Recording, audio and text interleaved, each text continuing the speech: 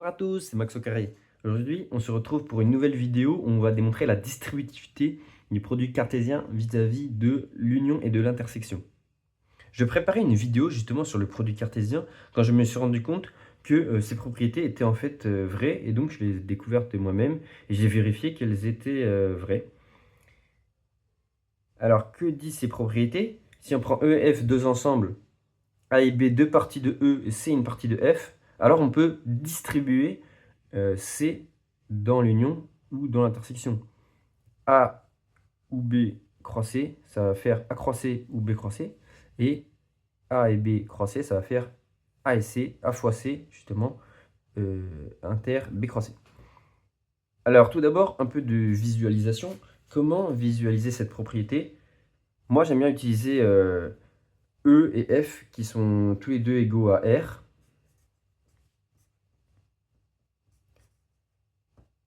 Et donc, comme ça nous fait un plan et représenter le produit cartésien.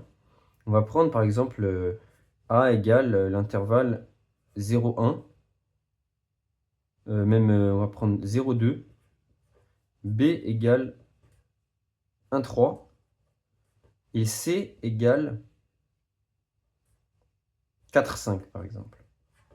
Donc A et B, ils vont être dans le premier ensemble, l'ensemble E. Donc on va le mettre sur cette droite et le F ici. Donc ici on a 0, 1, 2, 3. Et donc tout ici, hop, on va avoir l'ensemble A. Ensuite, si je prends une autre couleur, on va avoir ici l'ensemble B. Et en haut, on va voir entre 4 et 5. 4 et 5, on va voir l'ensemble C. Et du coup, qu'est-ce que ça signifie de faire le produit cartésien entre, par exemple, A et C, 0, 2, 3, 4, 5, ça va être l'ensemble des couples dont la première coordonnée est dans 0, 2 et la deuxième dans 4, 5. Et donc, qu'est-ce que ça signifie? Ça signifie tout simplement faire le rectangle délimité par les deux intervalles. Hop. On peut aller au max de là jusqu'à là, et on va en quelque sorte multiplier par la hauteur de C. On peut aller au max jusqu'à là, et du coup on peut se balader tout là-dedans. Donc ça va être accroissé. Ensuite on a B croisé à considérer. Ça va être la même chose, mais du coup de ce côté-là. Tac, tac. B croisé. Et du coup, il n'y a plus qu'à assurer, ou alors à se rendre compte de qu'est-ce qu'est A union B croisé. Donc A union B, ça va être la réunion de ces deux intervalles. Donc ça va être tout ça croisé. Donc en gros, ça va être tout le gros rectangle. Et A inter B, donc ça va juste être voilà, ce qu'il y a en commun. Donc ça va être ici le petit rectangle. Donc maintenant, si on regarde, donc on a dit que ce petit truc là, c'était A inter B croisé. Et que tout le gros truc, c'était A union B croisé. Donc maintenant qu'on a les deux ensembles de gauche, il va falloir regarder que sont les deux ensembles de droite. Donc pour A union B croisé, il va falloir regarder A croisé, union B croisé.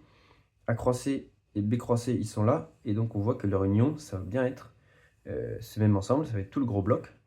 Et si on fait A croisé inter B croisé, donc A croisé il est là et B croisé il est là, leur intersection c'est juste là-dedans. Et donc ça va bien être le A union B, inter B croisé qu'on avait fait précédemment. Donc c'est toujours assez cool de pouvoir visualiser des propriétés comme ça. Et maintenant, on va essayer de les démontrer. Donc on va faire égalité 1, égalité 2.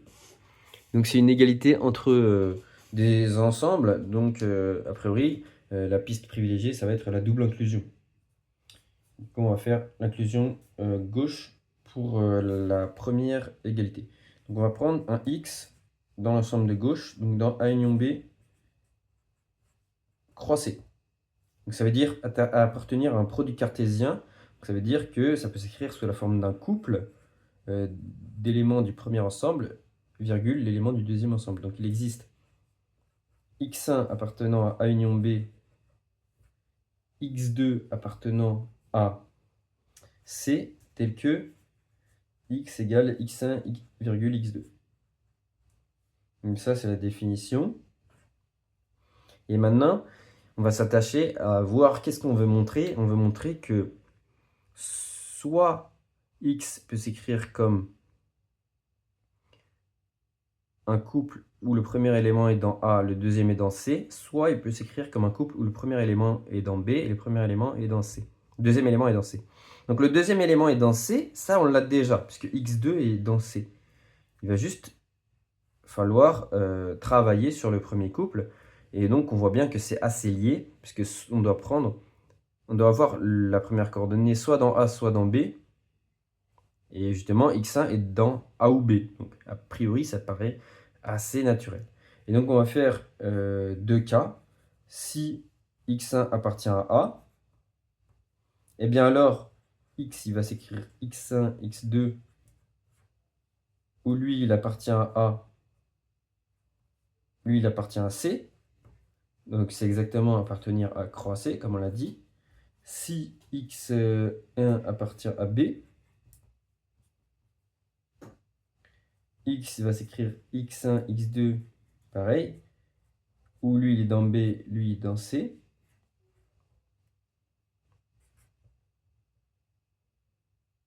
Et donc, ça appartient à B croix C. C'est la définition dans B croix C. Première coordonnée dans B, deuxième coordonnée dans C. Et donc, conclusion, on a fait tous les cas possibles.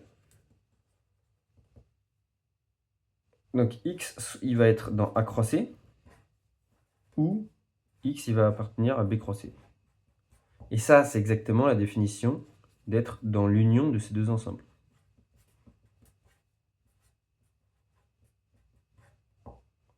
Parfait. Et on peut aussi conclure avec des inclusions dans chacune des étapes, en notant que A croix C va être inclus dans l'union des deux, et B croix C va être inclus dans l'union des deux. Propriété assez classique sur les unions d'ensemble. Maintenant, on va faire le sens réciproque. On va prendre x dans A croix C, union B croix C. Et donc là, on a directement une disjonction de cas à faire, ou du moins deux cas à traiter.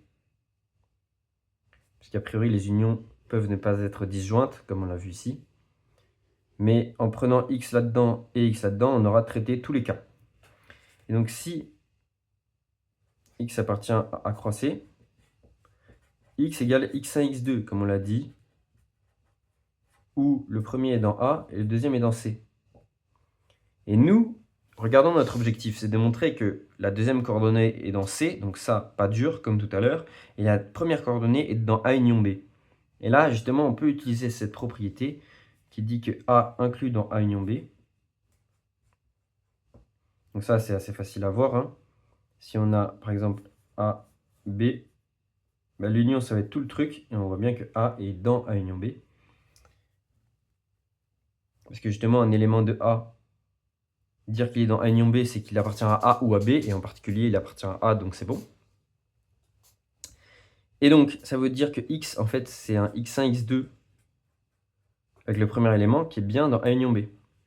Et le deuxième élément qui est bien dans C, donc ça appartient bien à A union B croix C.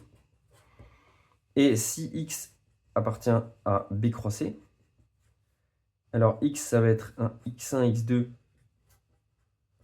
lui dans B, lui dans C. Et comme tout à l'heure, en fait, B est inclus dans A union B. Du coup, le premier élément, on peut dire notamment que c'est un élément de A union B. Et donc, le premier élément est dans A union B, le deuxième est dans C. Donc, c'est bien être dans A union B croix C. Maintenant, on va faire la deuxième égalité avec la première inclusion.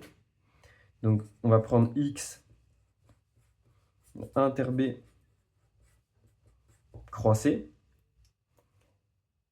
Qu'est-ce que ça veut dire? Ça veut dire que x peut s'écrire sous la forme x1, x2, où x1 appartient à inter B et x2 appartient à C. Qu'est-ce que veut dire appartenir à l'intersection? Ça veut dire que x1 appartient à A et x1 appartient à B. x2 appartient à C. Et nous, qu'est-ce qu'on veut montrer? C'est qu'il s'écrit à la fois comme un couple d'éléments de A et de C et à la fois comme un couple d'éléments de B et de C. Donc pour la deuxième coordonnée, on est bon. Ça va forcément s'écrire comme un couple d'éléments de C en deuxième coordonnée. Et en première coordonnée, il faut que ça s'écrive à la fois comme un élément de A et de B. Mais c'est bon puisque x1 appartient à A, d'une part, x2 appartient à C, donc ça appartient bien à... donc x appartient à croix C. Mais x1 aussi appartient à B, comme il est dans l'intersection. Donc ça peut aussi s'écrire comme un élément de B croix C. Donc x appartient à croix C et x appartient à B croix C. Donc finalement, x appartient bien à l'intersection de ces deux ensembles. Maintenant, on va faire le sens réciproque. On va prendre x dans A croix C, intersection B croix C. Donc qu'est-ce que ça veut dire? C'est-à-dire qu'il existe x1 appartenant à A, x2 appartenant à C, tel que, d'une part, x1 égale x1 et x égale x1, x2. Mais il existe aussi, puisqu'il est dans les deux ensembles, un y1 qui appartient à B, un y2 appartenant à C, tel que x égale y1, y2. Et nous, quel est notre objectif? C'est de montrer que x peut s'écrire comme un élément couple où la deuxième coordonnée est dans C, donc ça c'est bon, avec les deux décompositions, et la première coordonnée dans A inter B. Donc là on a une coordonnée qui est dans A et une coordonnée qui est dans B. Donc maintenant on va égaliser x, on a x égale x tout simplement, ce qui nous donne x1 égale y1 et x2 égale y2. x2 égale y2, deux éléments de C, ça ne donne pas plus d'informations que ça. Par contre, x1 égale y1, x1 est un élément de A, donc y1 aussi est un élément de A, et réciproquement, y1 est un élément de B, donc x1 est un élément de B aussi. Donc on peut dire que x1, notamment, appartient à B, puisqu'il est égal à y1 qui est un élément de B. Donc au final, on a x1 qui appartient à A et x1 qui appartient à B. Donc au final, x peut s'écrire sous la forme x1, x2, où x1 appartient à A et à B, donc x1 appartient à A inter B, et x2, on savait déjà qu'il appartenait à C. Donc au final, on l'a écrit comme un couple d'éléments de A inter B et de C, ce qui est exactement la même chose que d'appartenir au produit cartésien A inter B croix C. Voilà, c'est tout pour cette vidéo. Merci d'avoir regardé.